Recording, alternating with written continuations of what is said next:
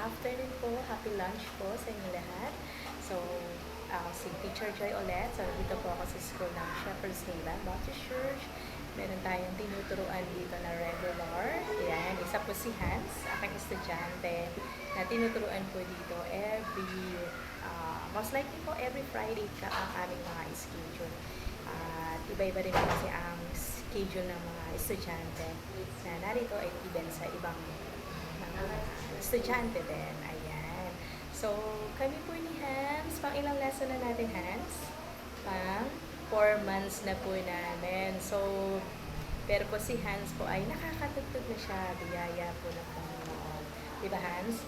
Ang dami niya na natutugtog. Ano-ano nga yung mga natutugtog mo na? Amazing Grace, at Calvary, Nothing but the Blood, Bahay Kubo, right? Bahay Kubo, and so many more pa. Ayan. Ngayon, magla-lesson ulit tayo ng, ayan, so mag-ready tayo for recital natin. So, pero naka-ready na naman na yung ibang piyesa natin, right? So, si Hans po, anong grade mo na ba? Anong grade? Grade 3 students ng Shepherd's Haven Baptist Academy. Tama ba? Ayan. So, ngayon po ay kami ay magla-lesson po. Ang lesson natin ngayon, Hans, ay yung tutugtugin natin, piyesa natin ngayon ay ito ay joyful, joyful. Okay? Joyful, joyful. Tapos later,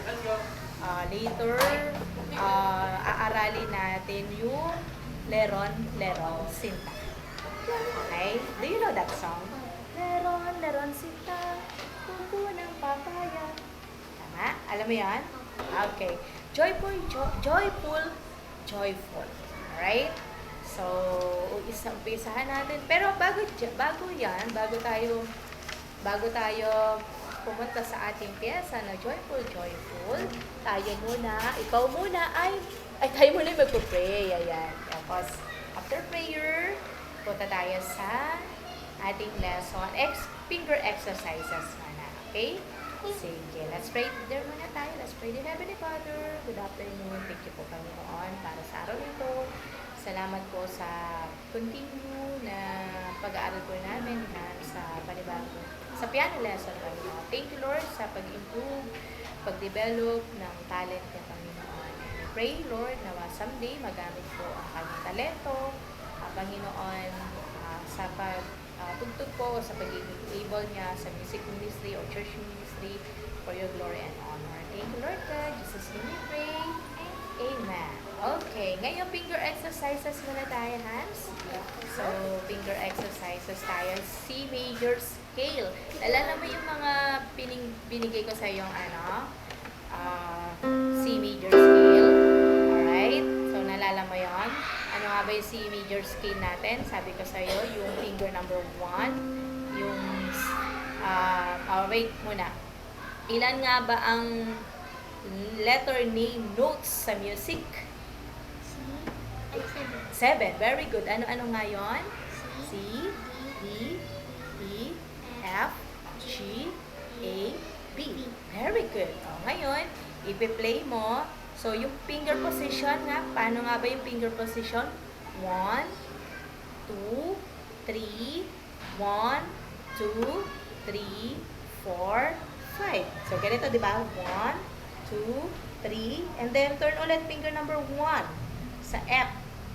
Okay, kasi yung finger number 1, yung kanina, 1, ito yung note C, 2, note D, 3, note E, and then turn finger number 1 dito sa F, finger number 1 ulit, finger number 2, G, finger number 4, A, finger number 2, A, finger number 4, B, and the last, finger number 5, higher C. Okay? Gusto nalala mo yun? Diba yun yung laging ating finger exercises. And then, tapos mamaya, i-improve natin yung scaling natin. Iibahin naman natin yung scaling exercises natin. Okay? So, kaya mo na both together, di ba? Yung both hand. Kaya mo na left and right. Kaya mo na yon. Okay? So, ngayon, i-improve group natin, mamaya, tuturuan kita yun, grand scale. Kasi 4 months na tayo, kaya mo na ba grand scale?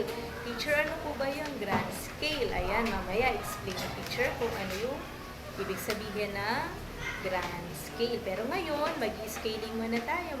Mag-finger exercise ka muna ng both together ha. Both together, left and right na C major scale ng 1 group lang. Ano ibig sabihin ng 1 group? 1 octave. Ano ibig sabihin ng 1 group? 1 octave. C to C. Ano? C to C. Very good. Louder voice. C to Good. Alright. So, ngayon yun yung gagawin mo. Ready ka na? Ready? Sige, sige. So, yun muna po guys. Papatuloy po namin yung lesson namin ni Hans. Maraming salamat po.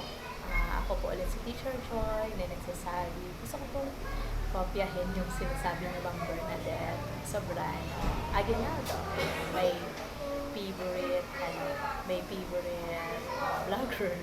Ayan po. Sabi niya, diba? Be happy. Ayan. So, pag Pilipino tayo, Pilipino, sabi ni Ma'am Bernadette, pag Pilipino tayo, lumalaban tayong dapat nakahinti. Pero dadagdagan ko. Pilipino tayo, Pilipinong Kristiyano tayo. Kaya dapat lumalaban talaga tayo. Nakahinti. So, yun lang po. Have a nice day. Thank you po. Bye-bye. Back.